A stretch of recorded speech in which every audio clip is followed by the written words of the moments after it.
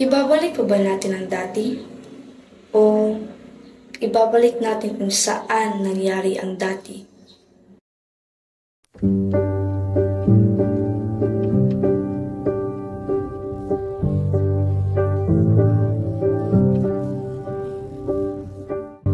Matatagpuan sa Bukidnon, Manolo Fortich. Isang lugar na hindi ko tinubuang bayan, ngunit dito ako mas komportableng tumira. Lahat ng mga ngiti at tawa na palagi kong namimiss nung ako'y bata pa.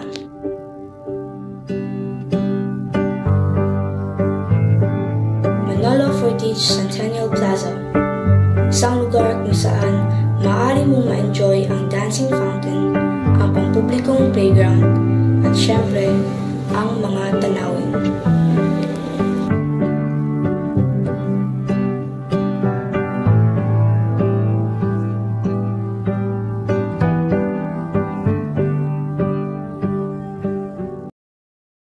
Maraming makasasayang artepakto sa Manolo Fortich. Ngunit, ang isang artepaktong palagi mo makikita kapag bumisita ka sa sentro ng bayan ay ang artesian well. Noong 1930s, umasa ang mga taga-baryo tungkulan sa isang artesian well para sa tubig.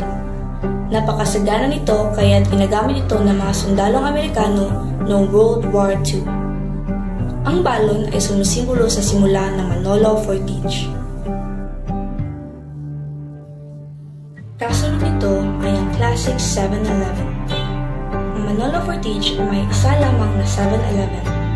Kahit ito ay naging walang katapusang source ng kasiyahan para sa lahat ng tao sa Manolo, lalo na sa gabi.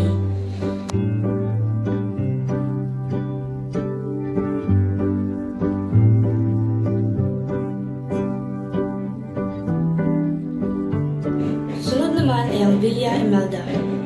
Ito ang kauna-unahang resort na napuntahan ko kung saan ang resort na ito ay matagpuan sa bundok.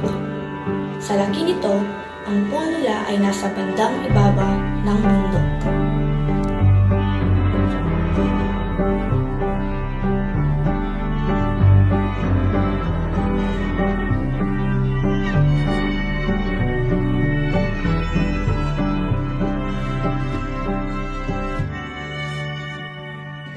Isa sa pinaka-nagustuhan ko sa Manolo Fortich ay ang kanilang weather. Katapos umulan, mag-iiwan ito ng mga fogs na nagbibigay lamig at comfortability sa iyo.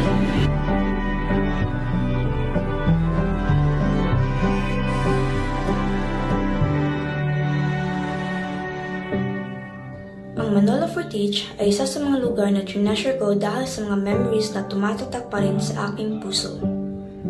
Kahit di na kumpleto ang mga kasama ko kapag pupunta ako dito, in the bright side of life, buhay at masagana pa rin ang mga lugar na nagustuhan ko sa Manolo. To the more memories I can create.